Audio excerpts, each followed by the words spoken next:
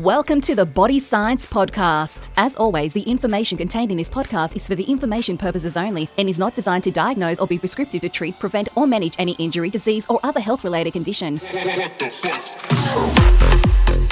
Welcome to Body Science HQ, the world of fit, happy, healthy. And today our podcast is going to be on protein. And I've actually got someone who I think is suitably qualified. He's our new dietitian and regulatory guy at Body Science. Name's Mark. How are you, mate? Very good, Greg. Thanks for having me. Yeah. And mate, just so people know, it's not just Mark the dietitian, because that's a great thing to have, but it's also Mark the fitness competitor. Yeah, that's right. Yeah, it's always been a toss between the two in a way, or how do I combine those two? Yeah, and in some instances, it's best off to purely be the dietitian, but I love that in this workplace and with this brand, we're able to hopefully showcase both of those assets that, yes, as a fitness competitor and fitness model, hopefully I'm giving off an achievable, aspirational look that still advocates for balance and something that you can maintain year round, and just something to show off what nutrition can do. I think that's what it comes back to. Like I would really say that my achievements have been due to correct nutrition.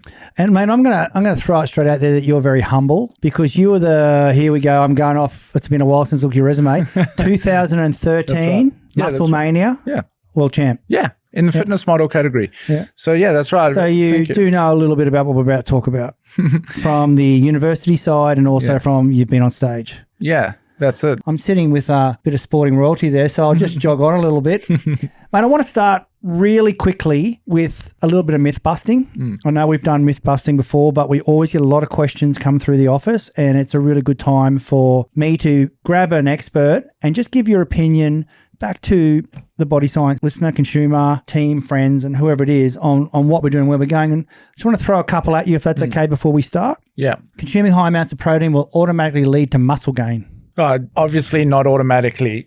Protein helps muscle gain for sure. Mm-hmm. Anyone who's looking to grow muscle should be consuming protein throughout their day, and primarily being able to do that through food. In every meal and snack that they consume in the day, there should be a component of that should be protein. Okay. And protein powders and supplements help make that easier and more tasty in many ways. But of course, this needs to be combined with resistance training. And this wasn't asked, but is there an upper limit to the amount of protein that, if you're an 18 to 20-year-old kid, you're in a gym, there's a lot of bro science going on in a gym, and great place to learn. I mean, I'm not dishing that, but you've done the science. Is there an upper limit that we should look at? Yeah, we look at 30 grams to 35 grams in a serve. So that's the simplicity. That's keeping it really simple. That's absorbed protein that you would get out of a meal. So in a protein powder makes it easy, because the nutrition panel directly shows you that you're getting 30 grams of protein in the serve or whatever that number is. So that makes it easy. But when you're consuming it through food, you want to work off about a quarter of the weight of the typical protein food. Like if you're having a 200-gram chicken breast, you could work off that being, it's a quarter to a fifth. So that might be 40 grams of actual protein. So that's where we get that number. We try and break it up to consume that throughout the day in various meals and snacks. Yeah, we don't try and get our complete day's protein intake in one meal. That doesn't work. And then as a guideline of across the day, how much protein we would like to consume, we try and work that off as a component of your body weight. So going for 1.5 grams of protein per kilo body weight is a nice start. And if I'm dieting, is that my desired weight or my actual weight? Oh yeah, good question. I just work off your actual weight. Yeah, actually. No, okay. Yeah. Keep the machine functioning. Yeah. Do the work. Yeah. Second question. This one comes through the office a lot, and it's probably a lot of the early marketing of protein was around bodybuilding. Okay, and so this one hits. Protein powders are only for bodybuilders, weightlifters, and athletes. Yeah, it's such a myth out there, and it's so frustrating that in this day and age we still hear that, isn't it? It's totally not. Protein is a lean food group. Like, first of all, it brings 4 calories per gram of protein. Yep. All right? Fats bring 9 calories per gram. And carbohydrate is the same as protein, 4 calories per gram. So let's remember that as the foundational. So it's lean.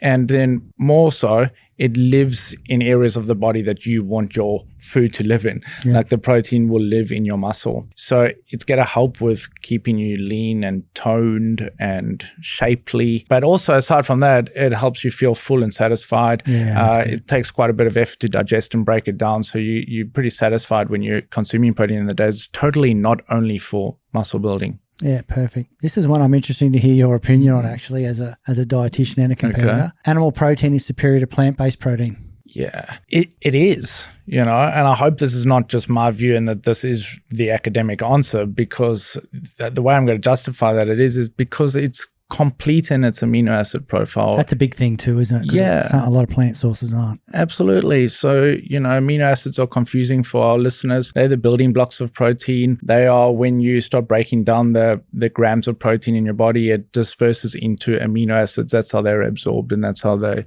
then live in your body. There's a bunch of these amino acids, and, half of them we produce naturally, and the other half we've got to get through food.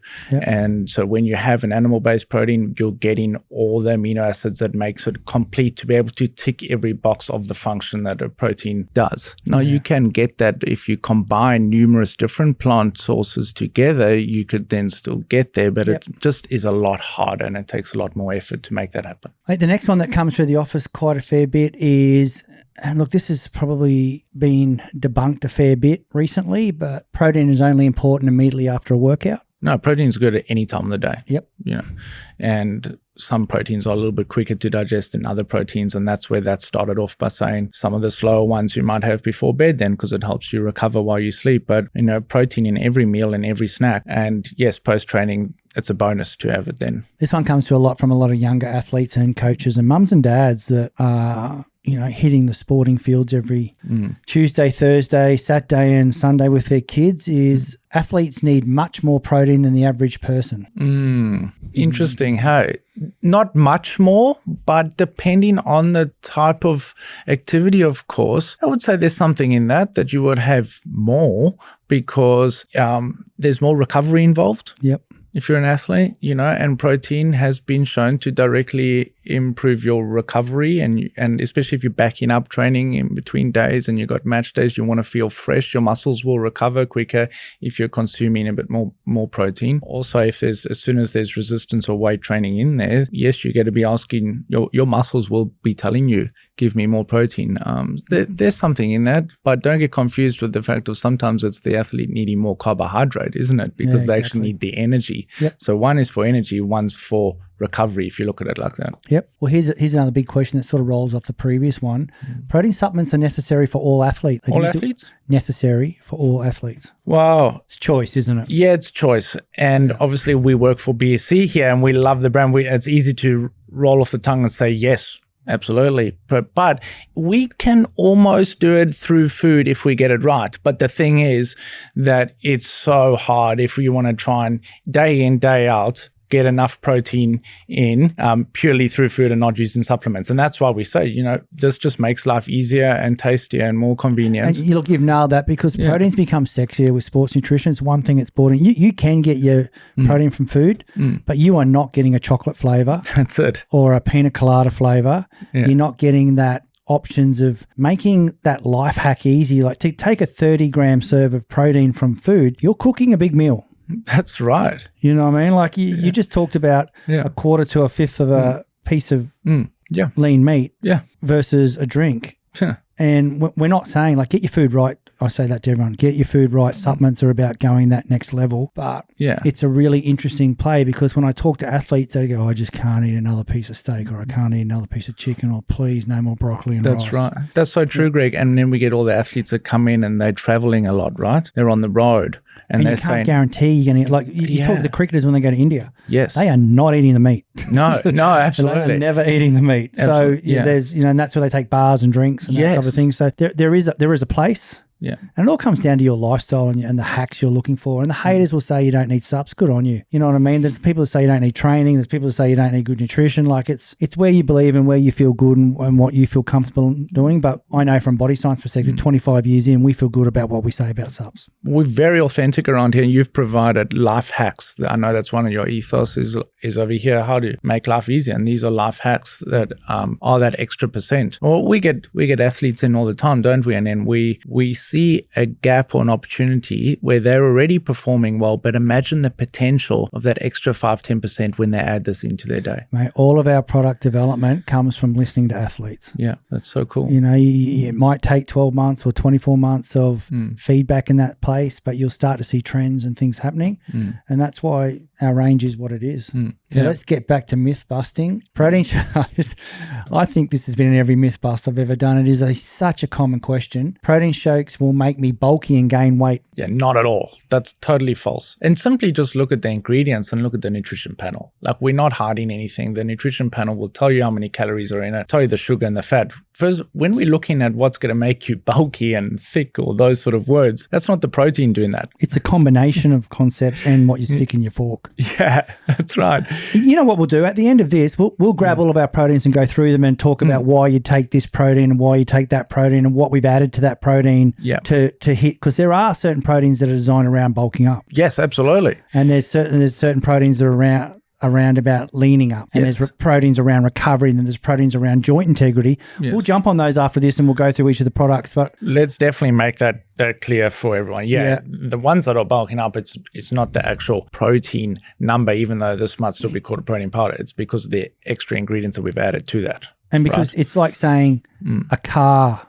There's 100 car brands with all their little things they do and all the things they specialize in. There's luxury cars and there's value cars. It's the same in the sports nutrition industry with proteins. That's right. And we'll run through ours. That's right. Here's a question that I thought was, and I'm interested to hear what you think on this, being a newbie at Body Science. All proteins are the same regardless of quality. All proteins are the same regardless of quality. We often get the haters ring up and say that. No way. I've already seen in my time over here how specific and, pedantic we are with each ingredient that we choose to put in a protein powder. And that's why we have such a range in purely protein powders for different functions, for different goals, for different individuals. They're totally not the same. The ingredients list will tell you that. We unpack the ingredients list from what's in it from most to least. Yep. You'll see that they differ between products, and with each ingredient comes a different function. Yeah, and we're a lot more around science than bullshit. You hear a lot of things like, I can only have WPI. And I just look at them and go, it's your money. Nothing wrong with WPI. I'm a massive fan of whey. Yeah. But WPI, WPC, most people, zero difference. Absolutely. For most people. And hey, if you're a really technical science person who's digging deep into that, yes, you could definitely find an argument to why one's more bioavailable and faster and all the things that come with it. Slightly less carbs, slightly more protein. But hey, the reality here is get your protein in over the day, get a 30 gram or 25 gram serve of protein. Exactly right. Yeah. All about not overcomplicating it. Yeah, keep it really simple. That's right. Okay, I'm gonna drop one more. That'll be 10. Protein is only important for building muscles. Not only important for building muscles. It helps, and it's definitely a major function of protein. Protein's also important for your immune system. Yep. For helping prevent colds and flus. A strong immune system, protein is a building block of that. Protein is important for, like we've mentioned, satiety, feeling full. Yep. And if you feel full, you're less likely to crave the wrong choices. So it's and I would go as far as saying it's important for weight management, of course, because it's a lean food group, like we've mentioned, and it lives in areas of the body that you want it to live in. Yep. Yeah, nice. So, mate, let's start to dig into protein and talk a little bit about protein. So, I want to touch on first, and I don't want to go mass market because we play heavily in elite sport. We have a strong base of supporters in that area, and that's something that we've worked really hard for. Yeah, we send our proteins off to third parties to be analysed to make sure they're pure, they're clean. Yes. They don't have banned substances, and that they pretty well much are what we say on the label is one. Because you don't know when you buy a protein powder from someone, it's not like a listed medicine from the TGA where there's a whole lot of rules, regulations, and only specific manufacturers that can make it. So, for example, like our Shred, our Triandrabol, our green tea, wow, I could go on forever on the products in that space that we do. But when it comes to food and formulated sports foods, you have to trust the person that's the face of the brand. You have to trust the people behind that they're doing the right thing, because you would not have a clue as a consumer if I filled that thing up with flour or whey. And I don't mean that as a negative thing, but when it comes to food manufacturing, it is a lot easier for a brand owner to have control on what happens versus a therapeutic. So it's pretty scary, hey, and it's good for our listeners to hear that. Like, just real open, honest chat around that, and that's honestly where it's at. And look, to be honest, 80% of brands are fantastic. Yeah. There's a handful on everything. It's cars, it's clothing, whatever you do. There's always someone who says there's a group of people. But for us and people who are working out, should I pick up a body science product or not, just know that we do go to third party for testing in that space. Yeah. Tested for so many ingredients and primarily checking for anything that's on the banned substance list, right? And that's why we can be so reputable amongst and professional that's where athletes. the purity comes from. Like, we can't sell that product until they say, yes, it's okay. It's, when you say it out loud like that, it's really stupid that we do that. But I heard a story from the perspective of an athlete, it's awesome. You pioneered that space, right, Greg? I mean, I hear stories of how you really started the testing process and trying to get into professional sports. Yeah. When I started the brand back 25 years ago, we were never heavily... Bodybuilding was gaining popularity back then. It was hardcore. It was such a cool concept back in those days. And there was a handful of brands around the world that played in that space. We really wanted to launch with sport and performance lifestyle and fitness versus bodybuilding. And that, to be honest, gyms were 25 years ago, gyms were pretty heavy in that you're either bodybuilding or you're doing aerobics. Do you know what I mean? Like back then, that was the two types. So we sort of went down the path of let's play in sport. And, I've never looked back from that.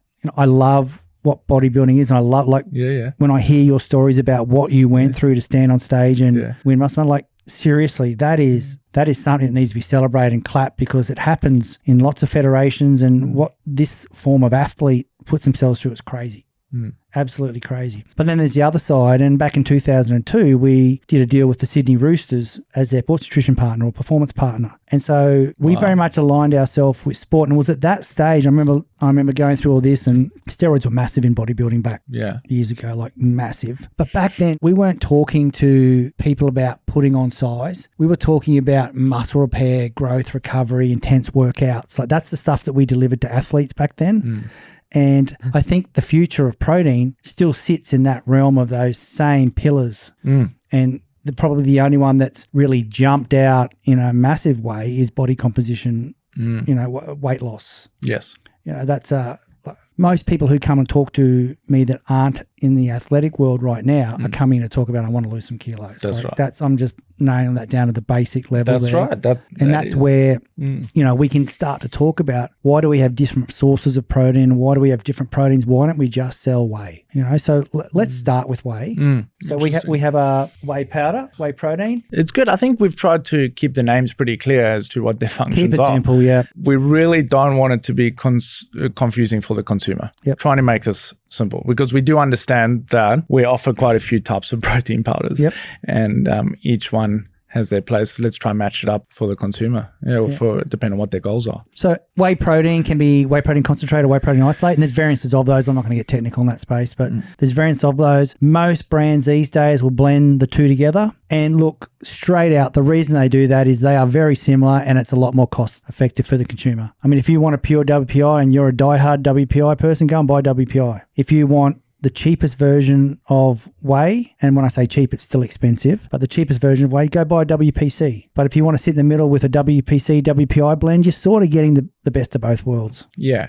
And what we're saying here is that regardless of the type, it still falls under the food group protein. Yep. So it's still going to come under as protein in the nutrition panel, and you're going to see how much protein it is. It might just mean that it will also bring with it some carbs, or in some instances, some fats, or then there'll be traces of sugars, but it's still going to come up as a protein number, regardless of whether it's whey protein isolate, whey protein concentrate, milk protein. Yeah. So they've all got a protein value. Mate, probably the big thing with whey is it's the king because of leucine. Do you want to give us a little overview on why that? Yeah. Okay, good. So like we mentioned earlier, you got amino acids within protein. Now, 3 of the amino acids are known as branch chain amino acids. Now, these are the most important amino acids. If we just keep it simple, we say, look, these are the amino acids that are most important for muscle recovery, muscle tone, performance, buffering lactic acid, helping you train for harder, for longer, recover quick in between your sets. It's the branched chain amino acid. So the higher the amount of branched chain amino acid in a protein, we can say that's correlated with superior types of protein. And now, of those branched chain amino acids, without complicating it, there's 3 of them, like we've said, and they are leucine, isoleucine, and valine. All amino acids, Greg, end in -ine. That's how I've always remembered it. So -ine. If it's -ine at the end, it's an amino acid. So leucine, that's the most important one. It's one of the 3 branched chain amino acids. Secondly, you got valine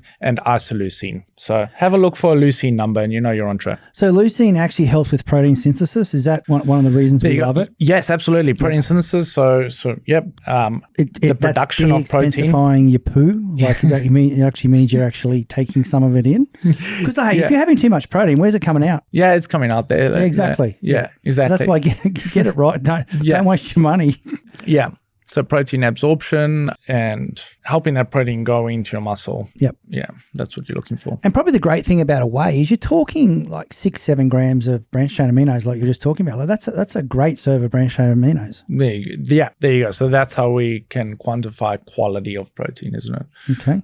Hi, I'm Tom Green, Olympic champ from Tokyo. And if you want the best tasting protein bars on the market, you should try the new Body Science Mousse range. Greg, you better be testing these. Mate, they're getting drug tested. Got you covered. Mate, the second thing is if I'm dieting, I probably want to play with a protein that works or is designed or is marketed at that area. Now, there's 2 types of proteins in this space. A lot of people can use like a shred protein, or they can go to a meal replacement. So a meal replacement is actually a regulated act. And it is a true, I'm going to stop eating meals and I'm just going to have a protein drink. We're not massive in that space. It's not really our ethos of what we believe as a brand. Don't get me wrong. A lot of my mates all take meal replacements, but they're very much not low calorie. They're calorie rich. They've got fats, carbs, protein, because they're mimicking a meal, and most of them are fortified, or they have to be fortified with about 10 to 15% of the RDI of the vitamins and minerals. Yes. So you can skip breakfast, skip lunch, eat dinner, which is what most of those meal replacement brands are talking about. And geez, you'll whale weight off. You'll also whale it back on when you stop. That's right. That's really well explained. That's not a bad thing, because it depends why you're losing weight. Like from a medical perspective, if you're going for surgery, you need to lose 5-10 kilos quickly. Great. There's massive brands in Australia around meal replacements. And look, I've discussed bringing one into our brand, but from a perspective in our market and from the ethics of our brand, we always talk about food first. Yeah. It's pretty hard to bring a meal replacement out if you're talking food first. But I'm not saying there won't be one day, but that's what a meal replacement is. Yes. They're normally quite expensive. Yes. But they are a meal replacement. Yeah. Whereas we make a shred protein, which is, look, it's a variance of a whey. It's got a couple of other things added into it to assist you in that process of dieting. They're normally a little bit thicker, so they make you feel fuller. Yeah.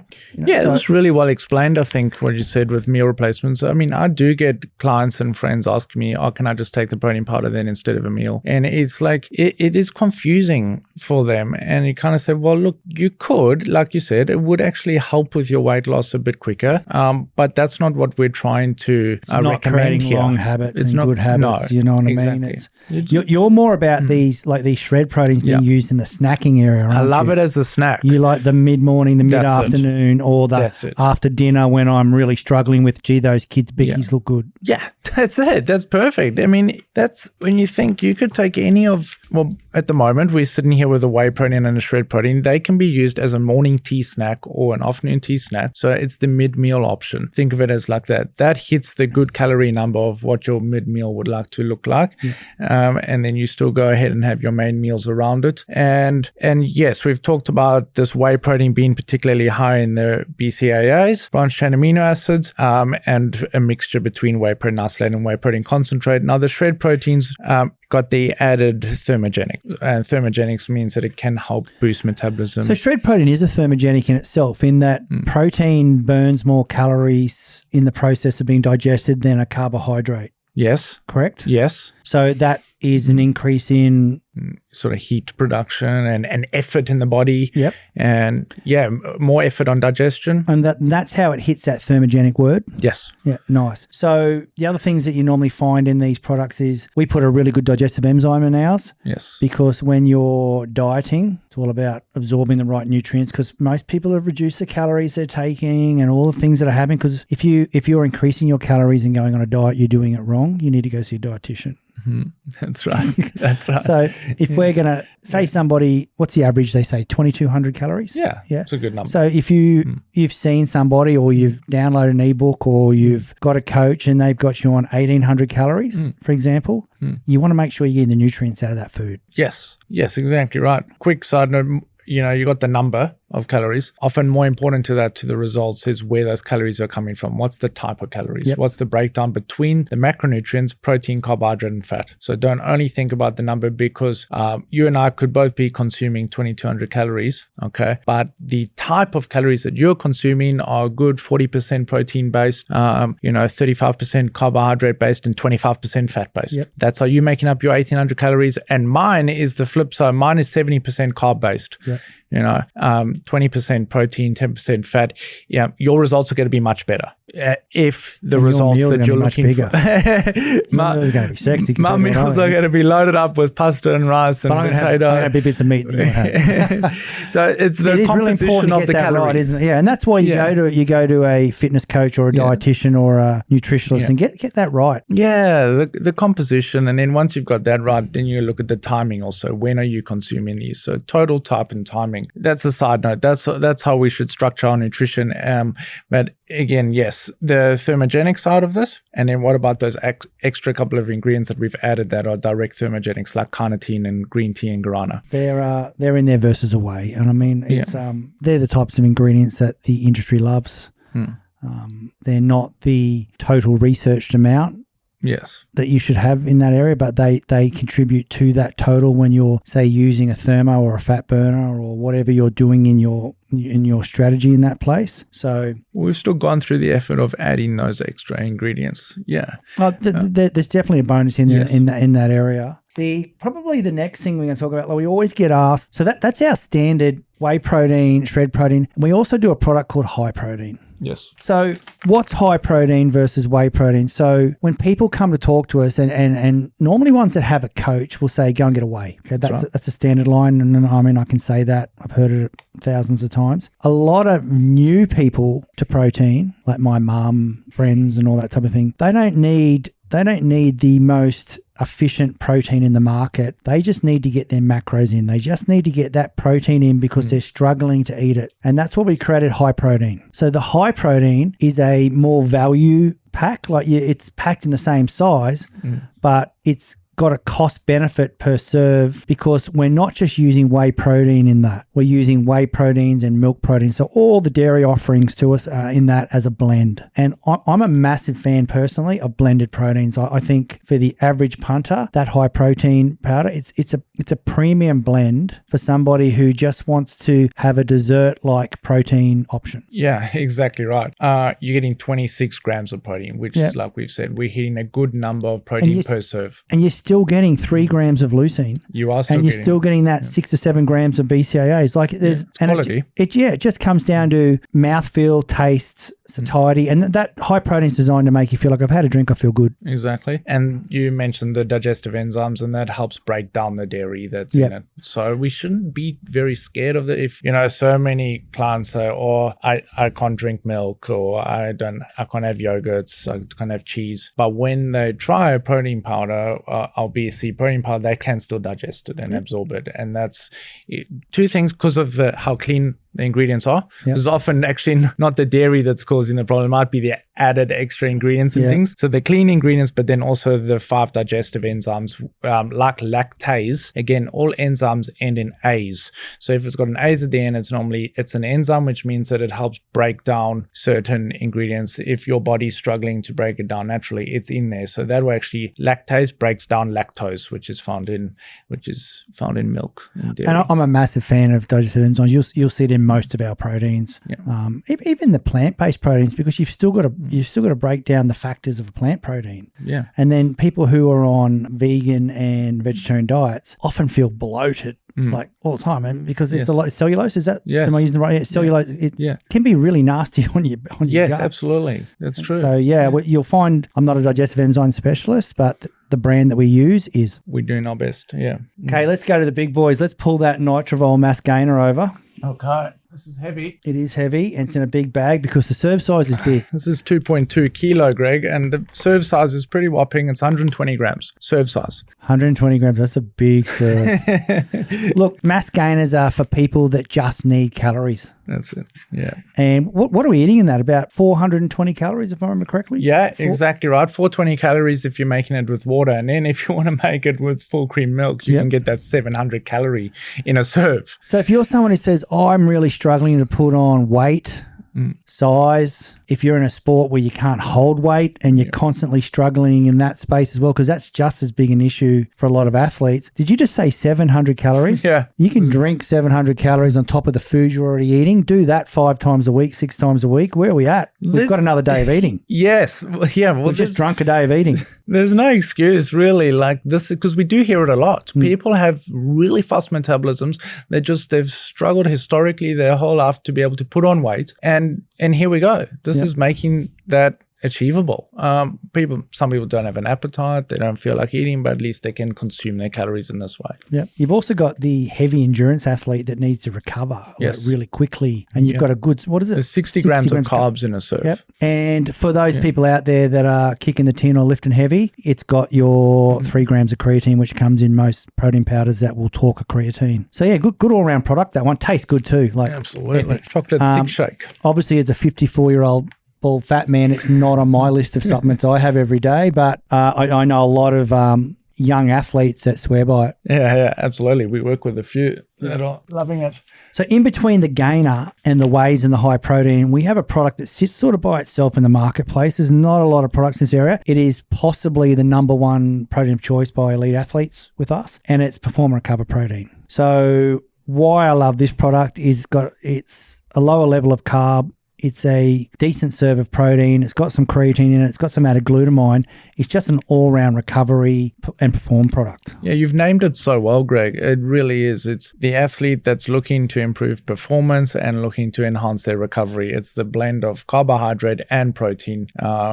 They're putting out a lot of output in their day. That's it. It's somebody who's burning energy all day. It's almost like a maintenance protein, isn't it? Yes. You've worked hard pre-season to get to where you are. Let's keep you there all season. Yeah. You know, and that's a fair summary for that product, and just quietly tastes like gold. It's an amazing tasting product. Yeah, exactly. So after that, we're gonna chat now about collagen protein waters. Okay. I mean, obviously you bathe in it every night because you haven't aged in the last 20 years since you started hitting those magazine covers. So what's it like to bath in? Was it all right? Very versatile product. Collagen protein water, because it has that effect, the collagen definitely on skin. Thank you. Same goes to you. Yeah. I've got more wrinkles than yourself actually, so you're doing well on the collagen also. Have a listen to it, will you? Yeah, you've got the job. Did you say your age just before?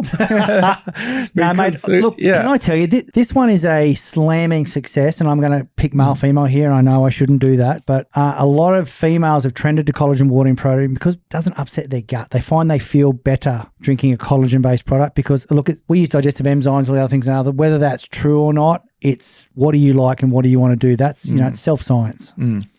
So I know you're a big fan of it. I see you drink it every day at work. I love it because I sip on this at my desk throughout the day, because this comes out like a juicy, refreshing, perfect as we move into like strawberry summer. lime flavors and things like that. It's not chocolate vanilla. Yeah, fruity flavors, which is very innovative. So you're still getting 20 grams of protein, but it's coming in as if you're drinking hydration, you're drinking fruit.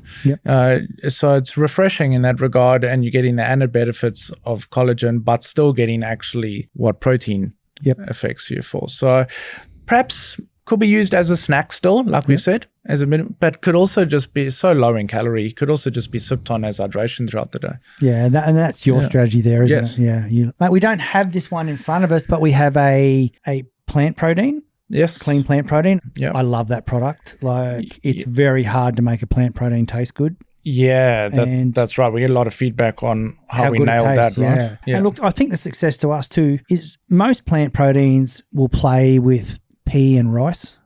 We've used 10 different plant proteins to create our plant protein. So you're getting all the aminos from a whole. We've even got chia in there as one of our proteins. You know what I mean? Like, we've got digestive enzymes in there as well.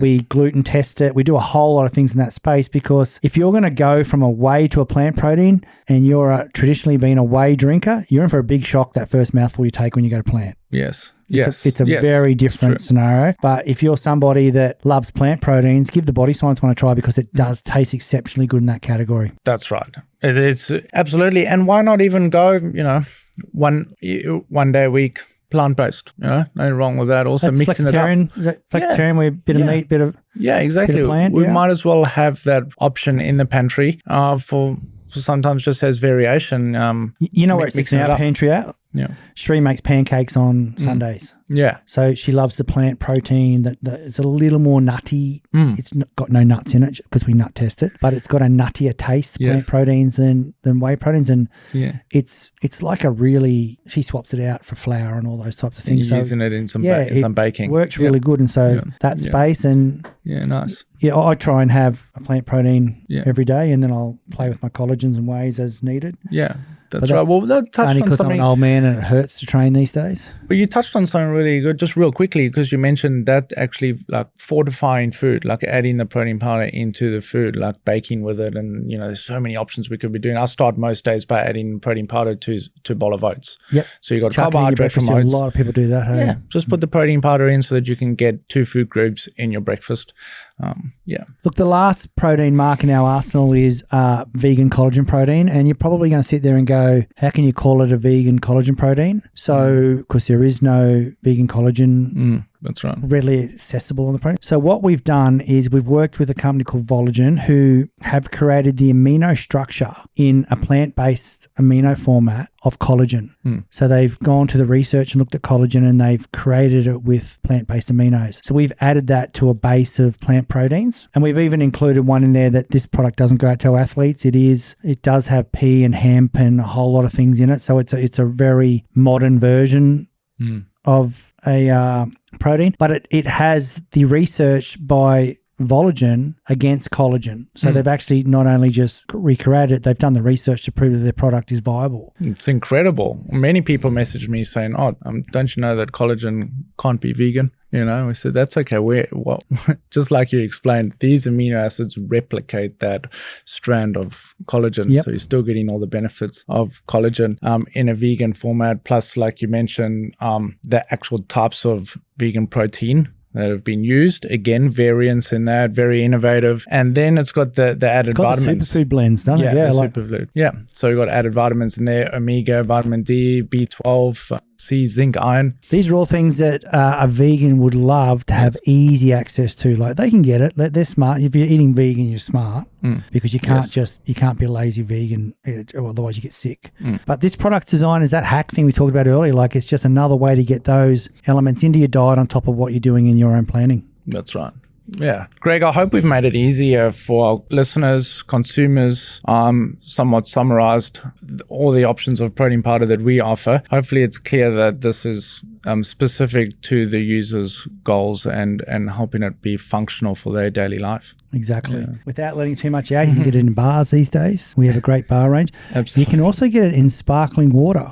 Oh. That's a new one that by the time this podcast drops, you'll see it on shelves everywhere. I'm really excited about where protein's getting more and more fun every year. And that's probably the great thing about it. Like you said, it is one of the life macros. It's one of those that rebuild, recover, and it does a lot of things in that space. It's really cool that we can bring it into people's lives with simplicity. That's right. Talk about life hacks. I mean, ready to drink cans of sparkling protein water on the run. And we're not bring talking it on. Sparkling chocolate. We're talking like pina colada, green apple, That's right. strawberry dream. That's right. I can't wait. It's pretty exciting, yeah. And after 25 years to still have that motivation to be so innovative is pretty awesome. Mate, can I be honest? Like that's a big thing that I talk about a fair bit to people now, because everyone goes, "Oh, how do you stay for 25 years in the one job?" Like, it's so uncool to do that these days. You know? I just love the people that Body Science brings to me. Do you know what I mean? It's you can see that about you, yeah. I've just been gifted in the path that I took, where I am just surrounded by people that want positive change. And I'm surrounded by quality people internally here in the walls of Body Science, but our retail partners and the people that use our product, we're all goal-driven people, and we all train for mental health. Like, it's just a great place to be. Yep. And I love it. Yep. I'll continue loving it for a long time too. So anyway, thanks for chatting today, mate. We love having you on board. You're new here at Body Science. I think you're great for the brand. And I just wanted to get everyone in here. If you have any questions about your protein choice or what you're doing, hit the Body Science office. Mark gets those queries and he'll get back to you ASAP, because we love answering questions. Yeah, that's it. Thanks, Greg. Let's See go. you, mate.